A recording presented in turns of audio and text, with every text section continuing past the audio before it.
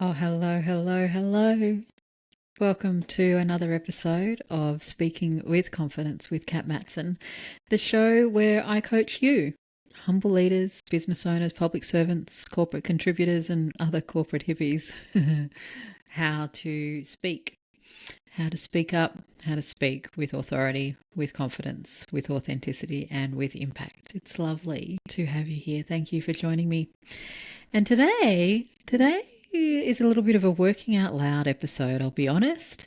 How to show up even when you're not feeling it. Because there are times when you still need to stand and deliver, literally, even when you're not feeling it, right? Today might be a classic example of that for me. I needed to show up to a couple of meetings. I'm preparing for 2 days worth of training workshops. I've got content production in terms of podcast episodes, and I'm not feeling it. There are other things that I would like to be doing, like reading a book, actually, or just like sleeping. Like, I'm just not feeling it.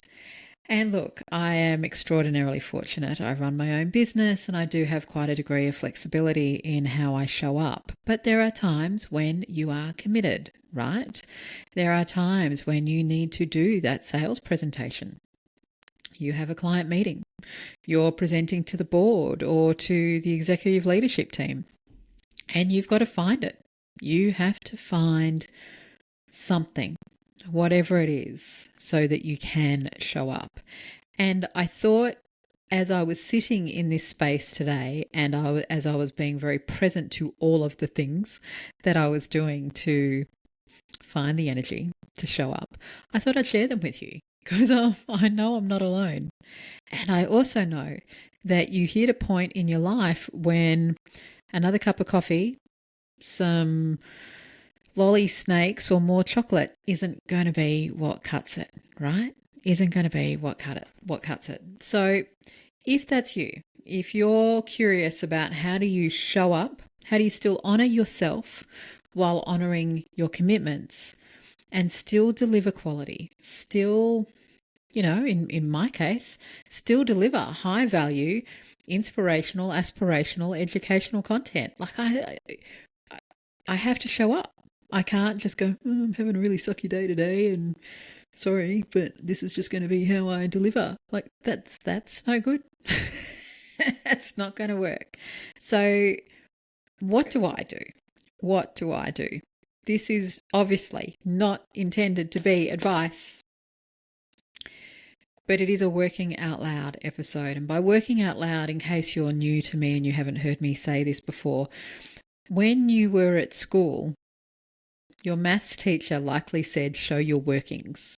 Show your workings so they can see where in the process you got your equations right or wrong.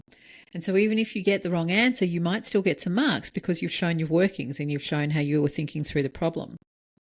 Well, as an adult, we stop working out loud. We assume that we either know or that everybody else knows what they're doing. And this working out loud, this showing our workings, this being present to the process and sharing it, I find really valuable. I love it when other people do it for me, and it's one of my key values. And if you're a regular listener, you'll know that I work out loud quite a lot. So, what have I done today?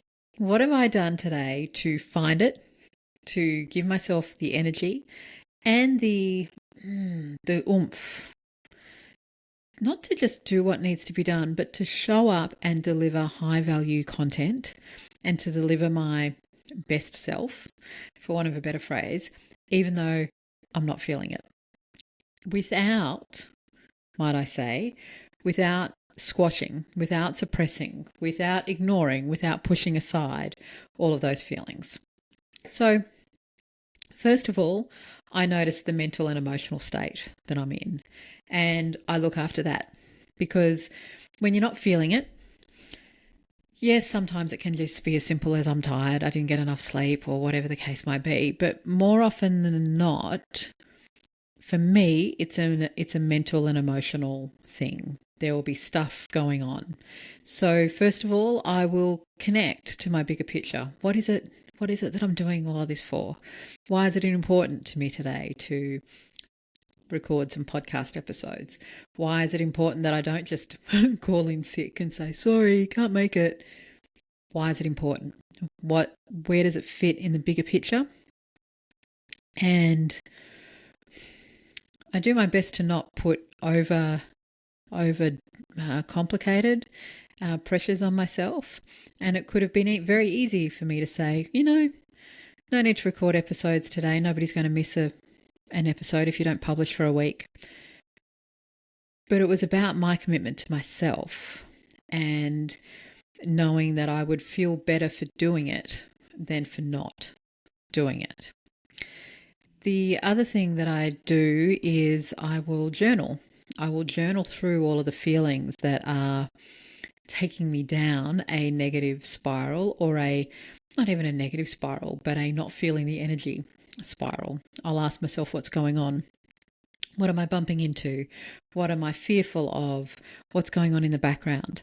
And whilst I can't resolve all of the emotional stuff that's going on in my head in any particular time, I can honour it. I can observe it, go, okay, I've got it. That's okay. And I'm happy for that to coexist. I'm happy for that to sit in my background and not have it stop me from doing things. Another thing that I do is I meditate. And if you're a regular listener, you'll know that I have quite a strong meditation practice. But what I will do in these cases, and that's very much what I did this morning, was I will find a guided meditation from a teacher that I trust, whose content I know will help to lift me. This morning, I listened to my friend and collaborators, Shanae Carey's meditation on meeting your subconscious fears. It's a beautiful 15-minute meditation that has you get present to the noise that's in your head, identify the fear that sits in there, and then transmute it through a gratitude practice. I'll pop a link to her meditation on Insight Timer in the show notes. But that's what I will do. I will find a guided meditation that really helps me not just calm down, but address what's going on, and move through the feelings. And then the other thing that I'll do is I will look at my vision boards.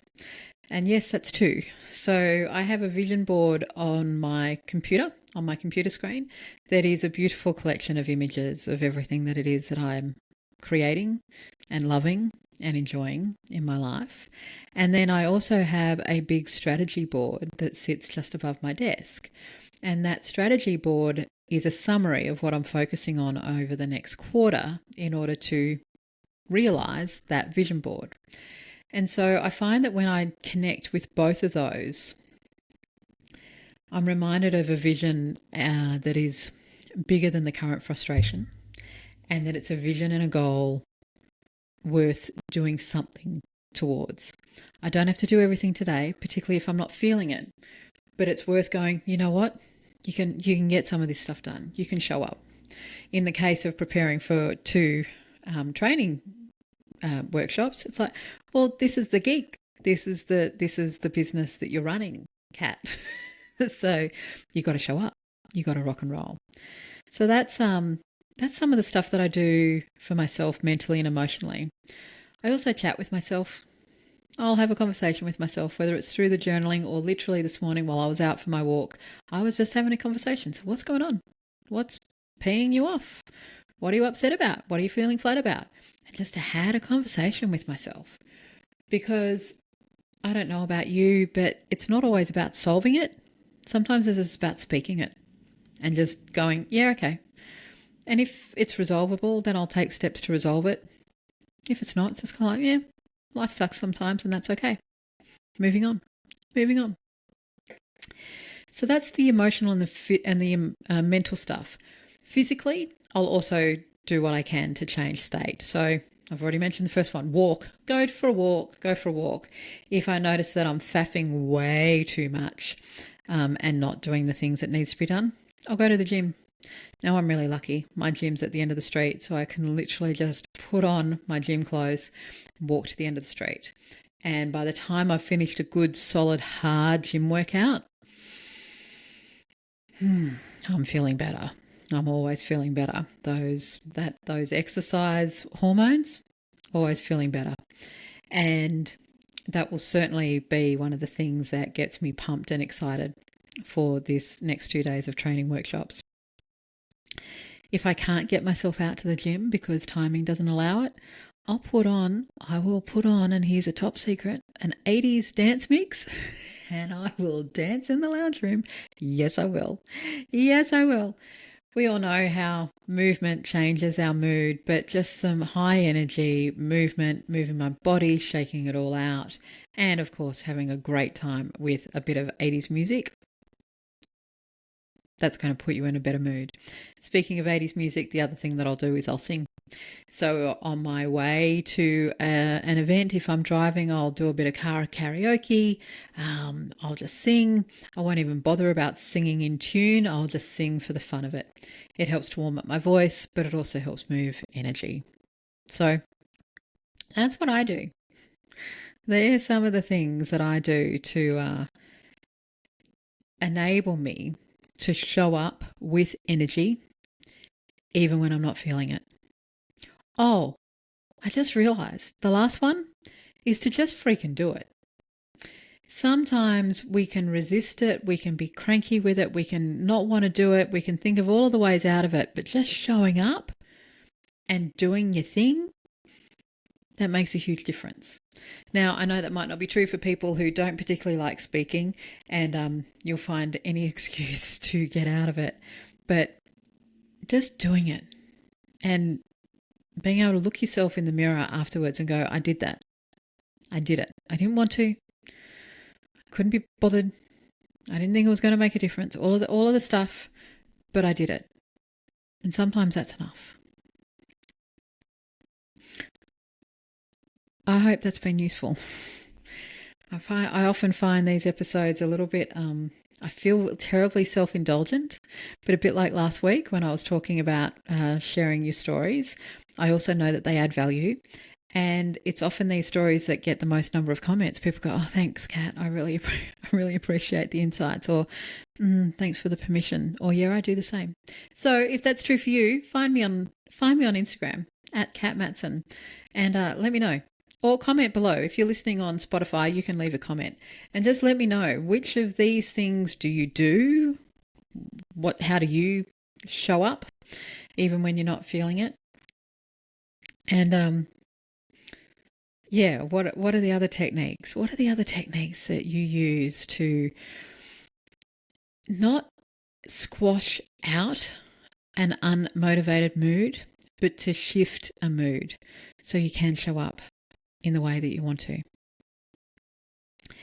Now, it would be remiss of me to not let you know how you might work with me, because of course I do this kind of work all the time. I work with humble leaders to help them speak in a way that feels authentic and gets their message across.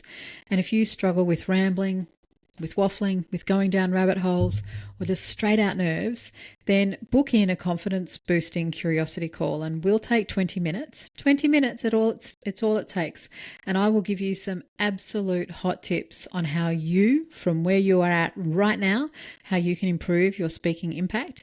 And in that same call, we'll have a conversation about how I might be able to work with you, whether that's through my Impact Club, my Impact for Presenters program, or private coaching, or a completely different option.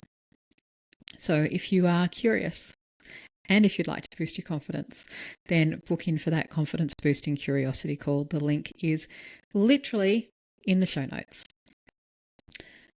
I hope that this has been an enjoyable episode for you, and I hope that maybe next you'll put on some dance music, you'll find some 80s tunes, or you'll just reconnect with your why. But whatever you do, however you're currently feeling, remember that it really is important to show up and contribute your voice to the conversations that matter. So I hope you're more able to do that today. I look forward to seeing you again very, very, very soon, probably next week. And in the meantime, here's to confidence. And here's to impact. I'll catch you soon.